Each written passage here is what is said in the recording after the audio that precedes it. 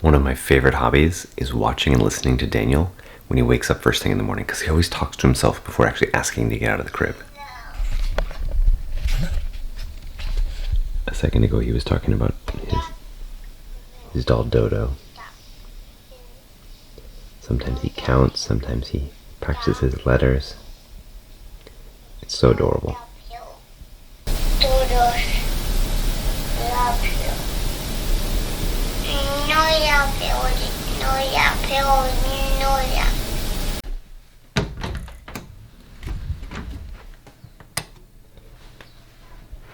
No Dada. Why no, Dada? No Dada. There's a slight mix-up with getting ready this morning, so I haven't even showered yet. Let's fix that. Alright, looking and feeling much better now. The plan for today is relatively simple. We're waiting for a message from Stephanie that lets us know what the new bilirubin level measurement is from Alex at the hospital, and if that measurement is good or better enough, then she gets to come home. So I'm gonna hop in the car, go grab her, and we're gonna just reunite the family again and hopefully stay happy and healthy. If that doesn't happen, then I have no idea what today's gonna hold for us. Hopefully I have a little bit of time to edit the vlog either way, but I'm gonna spend some time with Daniel, we're gonna spend some time as a family, and we're gonna maximize this beautiful Wednesday. On my computer, I have a list of things that I wanna try and make better in this vlog over the next year.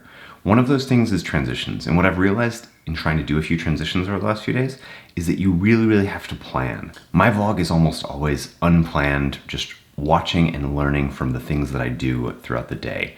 But when you want to do transitions, you actually have to know what the exit point of every clip is and what the entry point to the next one is, so you can be doing the right sort of things, whether that's a wipe or a fade or whatever. Like, you have to have a plan in order to do successful transitions, which means that I actually have to plan and think out my vlog and do things a little bit differently than I'm doing if I want to get better at transitions. One of the other big goals that I had with the vlog was to get better at storytelling. And so I have this idea of having one idea or one activity in every vlog. So what is the story of the day that I want to tell? And sometimes it's going to be going and doing something. That's actually my preferred way of running this vlog, is actually doing things. But in COVID-19, we don't always go and do things. And so I have a lot of ideas that I want to share, and I think I want to be more structured about how I share those ideas, whether it's a technology review, whether that is some philosophical idea, whether that is the 10 things I want to see from the next president.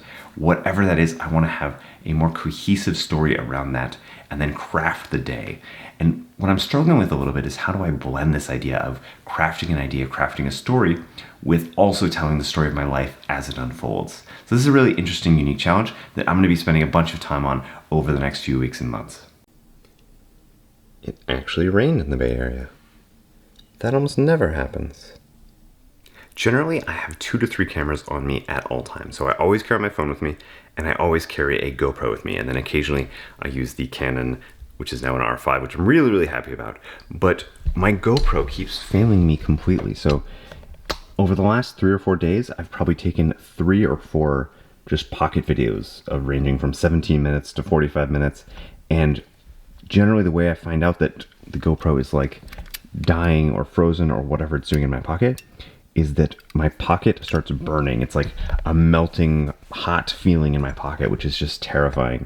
So there were always a couple pocket shots with the GoPro Hero 8 and before, but it was never this bad. It literally happens to me every day, which also means that my battery's almost always dead, which means basically the GoPro Hero 9 is worthless to me. The news just came in. Alexander's bilirubin levels are down from like 18 to around 11, so I'm going to the hospital to pick up Steph and Alex. Everybody's coming home again.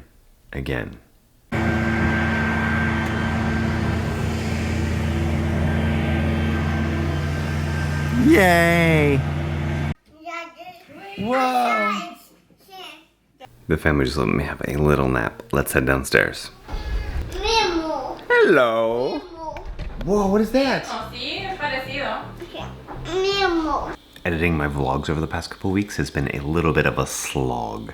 What's happening is that the timestamps aren't matching up between my DSLR, my GoPro, and my phone, and that's making editing so much harder. Usually what I do is I take all the footage, I drag it on the timeline, it's all sequenced perfectly with the chronology of the day, and then I can just go make minor edits, tweaks, and fix things up. But recently, the timestamps between my GoPro, my camera, and my phone haven't been matching up. And so I've gone on this giant journey of looking into what's going on, what might be the cause of it, and I figured out a few things. So I figured out first that the GoPro is encoding the wrong time zone in the file themselves. And I thought that was the main problem I had, because the GoPro, what they're doing is they're taking my local time and they're encoding it as UTC rather than just encoding the UTC version in the file format. That's just kind of the standard file created QuickTime whatever in your MP4s. There is a time that is supposed to be in UTC and they're using the local time for that. So that's totally wrong.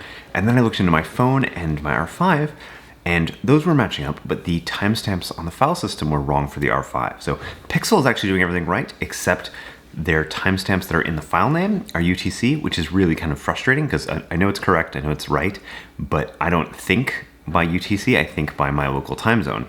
And so I have to like ignore the timestamps that's in the file name and just use what's actually on disk. But then the other thing was the modified file time on my R5 files was wrong. It was ahead. So like instead of being at 10 p.m. it was at 2 p.m. or something like that. And so I have like GoPro files that are 8 hours too late. I have my R5 files that are 8 hours too early, and it's just a big giant mess. In order to try and figure some of this out, I made myself like a giant spreadsheet of like, here's the file system time, here's the embedded timestamp, here's what's in the file name, here's what my video editor is seeing in terms of the timestamp of the file. Net, what I figured out at the end of the day is that the file time on the file system is the only thing my video editor cares about, so that's the only one I need to get right, which means that the R5 is the only problem. And when I was doing my test tonight, everything was going right, like all the time zones were right. And I was like, why is this happening? What I found out is that when you take the card out, the CF Express B card, and put it in my little reader that I got tonight, all the timestamps are right. So on the file system, all the timestamps are correct. But when you transfer the files over PTP or like USB to the camera, the timestamps are wrong. And so I just need to not use the USB to my R5, and all my timestamps will be perfect. And vlogging will be back to normal, back to easy editing. So that is my major accomplishment for today. Really happy for Steph and Alex to be back. Daniel is really warming up to Alex. He's giving him kisses more often. This is really nice to see. And we're just excited for what the future holds. That's gonna be it for me tonight. See you soon.